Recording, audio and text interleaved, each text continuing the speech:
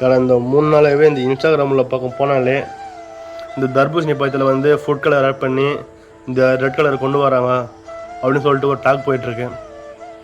What bro, very wrong bro அப்படின்னு தான் வந்து இன்னைக்கு சோஷியல் மீடியா ஃபுல்லாக பயங்கரமாக ட்ரெண்ட் ஆகிட்டு இருக்கு. இப்போ நான் இப்போ என்ன சொல்ல போகிறேன்னா, ஒரு தர்பூசணி பழத்துக்கு வந்து இவ்வளோ பண்ணுறீங்களே, ஒரு நம்ம குடிக்கிற ஒரு ஜூஸில் வந்து எந்த ஒரு ஃபுட் கலரும் கெமிக்கலும் யூஸ் பண்ணாமல் வந்து ரெடி பண்ணுறாங்களா? அதெல்லாம் வந்து நீங்கள் கேட்க மாட்டீங்க, பேச மாட்டீங்க. எந்த ஒரு உணவு பாதுகாப்புத்துறை அதிகாரி அதையும் கேட்க மாட்டாங்க. ஆனால் ஒரு விவசாயம் பண்ணுற ஒரு தப்புக்க மாட்டோம்.